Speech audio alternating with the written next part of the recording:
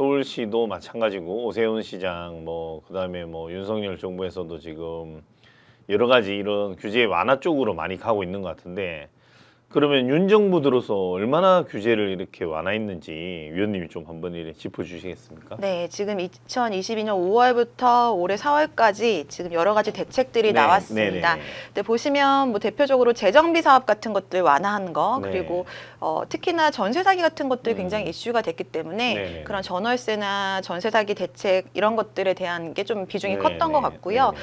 특히 우리가 지금 일반적으로 말하는 주택시장에 영향을 미칠 만한 것들은 사실 1월 3일에 발표됐던 주택시장 연착륙 요 부분이 가장 큰 것 같아요. 네네, 주관정. 예, 그래서 요것만 조금 뒤쪽에 정리를 해봤습니다. 네네네.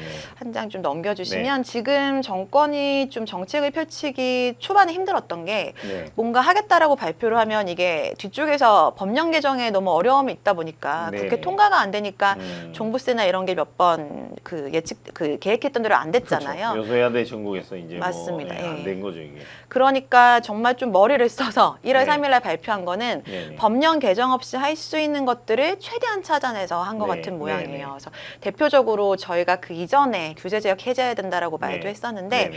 규제 지역을 서울 4곳, 서울 강남, 서초, 송파, 용산 네네. 여기를 제외하고는 모든 지역을 비규제 지역으로 만든 게 가장 네. 컸고요. 네네. 그거 외에는 지금 청약시장에 관련된 것들을 뭐 전매 제한부터 쭉 완화시켰는데 네네. 이것도 디테일하게 말하면 너무 끝도 없으니까 네네. 한마디로 말하면 원래는 청약이 그 음. 해당 지역에 살고 있는 무주택자들만 그렇죠, 할 수 그렇죠. 있었잖아요.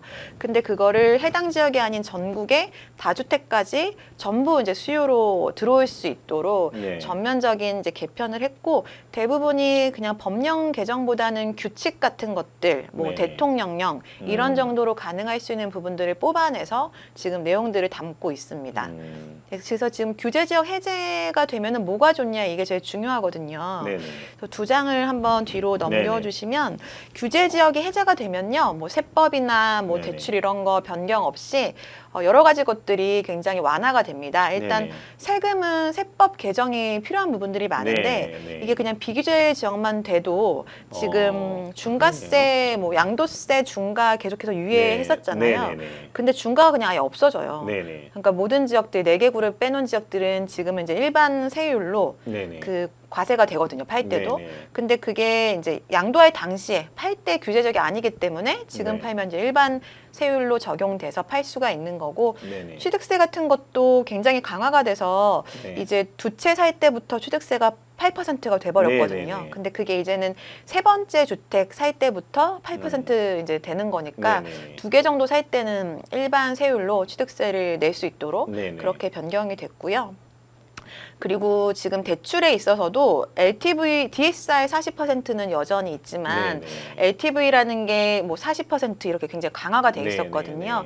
근데 주택 전체에서 한 70%까지는 이제 LTV가 적용이 돼서 예를 들어 네네. 10억짜리 주택을 살 때는 대충 7억까지는 음. 대출이 일단 가능한데 네네. 그 안에서 이제 나의 소득으로 원리금 상한이 40% 안에 들어가냐 거기에 따라서 대출이 가능하기 때문에 일단 할 수 있는 범위가 좀 대출도 받을 수 있는 범위가 늘어났다라는 부분들이 있고 네네네. 그리고 여기엔 빠져있지만 같이 또 특례보금자리론이 나왔잖아요. 네, 그래서 예, 특례보금자리론으로 DSR 상관없이 또 5억까지는 대출이 가능한 길도 열어놔서 네. 이런 부분들이 올해는 정말 좀 영향을 바로 미쳤던 것 같아요. 그러네요. 네. 그래서 이게 비규제 지역이라는 게 사실 입지가 좋았던, 제일 좋았던 서울의 대부분 지역들이 비규제 지역이 되는 거니까 이제 지방이랑 똑같이 규제가 없어지는 거잖아요. 네네. 그러니까 지방에 있는 수요들도 이제 서울 쪽으로 좀 진입을 많이 하게 되는 거고 네. 그리고 지금 뭐 특례보금자리론 이런 것들 활용해서 좀 네네. 중저가 아파트들이 많이 거래가 된 것들이 통계상으로도 나오거든요. 네네. 그래서 저희가 앞에서 봤을 때는 역대 정권은 정책에 따라서 이렇게 딱 영향을 바로 받지 않는 모습들도 많이 보였는데 네네. 적어도 올해 상반기만큼은 지금 13대책 때 나왔던 네네. 이런 정책들을 활용해서 수요자들이 조금씩 이제 중저가 위주로 주택들을 매입하고 있는 그런 모양입니다. 일단은 이 대출 규제만 LTV만 풀어줘도 많이 DSR 규제 이거만 해도 괜찮은 것 같네요, 진짜. 기존에는 뭐 2주택 때도 아예 안 된다 이렇게 하다가 어쨌든 실효성 있는 대책을 마련해 준 것 같네요. 네. 그래서 뭐 이것 때문에 주택 경기가 뭐 급등하거나 반등하거나 하기까지는 않지만 네네. 뭐 팔고 싶었던 사람이 중과되는 것 때문에 좀 망설였던 분들 그런 네. 분들이 일반 가세 활용해서 뭐 매각도 이렇게 내놓을 수 있는 거고 네. 사고 싶은 사람도 대출 좀 적정하게 받아서 살 수 있는 길은 열어놓은 거라서 그래도 정책을 좀 선제적으로 네네네. 잘 펼치지 않았나 이렇게 네. 평가가 그래서 됩니다. 지금 최근에 위원님 우리가 방송했던 대로 압구정이나 이런 데뿐만 아니고 이런 데는 이미 뭐 매물이 분기 현상이 일어난다는 뭐 뉴스들을 심심치 않게 보고 있고 경기도권에서도 거래가 예전보다 더 이제 뭐 좋은 입지나 이런 거 찾는 사람이 많다. 네, 맞아요. 이런 이야기들이 나오더라고요. 네, 지방도 이제 조금씩 네네. 거래가 활성화되고는 있더라고요. 네네. 어쨌든 이걸 좀 뭐 지금도 그렇지만 더 뭐 제가 제 감히 말씀드리면 더 풀어놔도 뭐 지금 갑자기 뭐 집값이 뭐 투기하도록 올라가고 그러지는 않지 않겠나. 왜냐면 이 DSIR도 마찬가지지만 가계 부채가 자기가 갚을 수 있는 규모가 있어서 지금도 이런 고금리 상황에서는 벅찬 것 같아요. 벅차죠. 예, 네. 결정적인 거는 정말 일부를 제외하고는 전부 다 빚 갚는 데 허덕이고 가계부채가 사상 최대치다.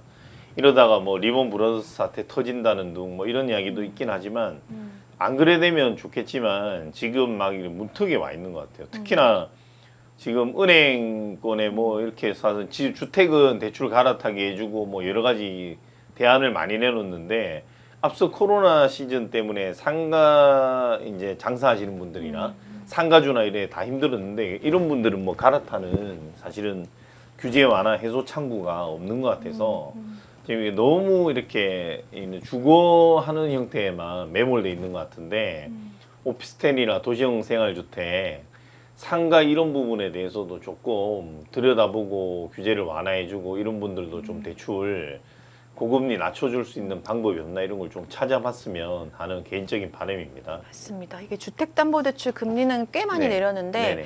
뭐 신용대출 금리나 뭐 상가 관련된 금리들은 여전히 너무 높긴 하더라고요. 은행들이 그런 것 같아요. 사실은 앞서 이 정부에서도 지금 뭐 라면값 올리는 것처럼 이 인플레이션을 틈타서 은행도 오히려 이런 고금리 시대 틈타서 본인들은 뭐 진짜 성과급 잔치 벌이고 뭐 퇴직금 잔치 벌이고 이런 지적이 일부 있던데 뭐 안 그런 분들도 있겠지만 네, 안 그런 데도 있습니다. 네, 안 그런 데도 있겠지만 이런 뭐 지적이 있는 반면에 상가 금리나 이런 데는 오히려 뭐 더 오르고 있다 이런 지적들이 있습니다.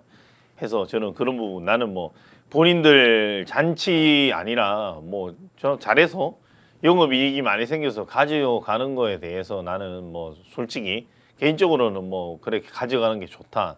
다만 좀 뭔가 이런 서민들의 삶에 영향을 미칠 만한 데에서는 다소 이익이 덜하더라도 좀 뭐죠 뭐 범국가적으로 하는데 동참해서 좀 금리를 낮춰주는 게 좋지 않겠나. 왜냐하면 정부 혼자서 아무리 지금도 뭐 전세 지금 사기 대책회가 지금 이것도 해결이 안 되고 ING로 계속 흘러가고 있는 일인데 정부만 나서서 뭐 사기 당해서 어떻게 뭐 해준다 유예해준다 뭐 해준다.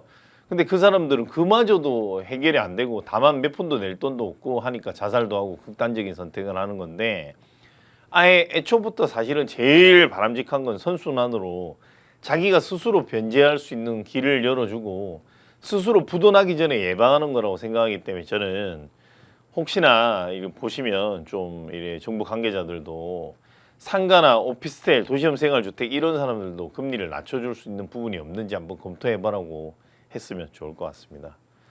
어쨌든 뭐 위원님이 오늘 역대 정부가 오히려 규제를 하면 할수록 그 시기에 집값이 제일 많이 올랐다는 거 이렇게 지표로 그래프로도 보여주시고 했는데 어쨌든 지금 정부가 이렇게 오히려 반대입니다. 규제를 완화시켜 주는데도 사실은 집값이 뭐 오늘도 제가 본 기사만 보면 대구는 막 더 미분양이 심하다. 제가 좀 뭐 특정 지역 언급하면 더 집값 떨어질까 뭐 지금은 그런 수준을 떠나선 것 같아서 이런 지방 정부도 잘 될 수 있도록 좀 이래 살펴봐 주시면 좋겠습니다. 네, 시청해 주신 시청 여러분 감사합니다.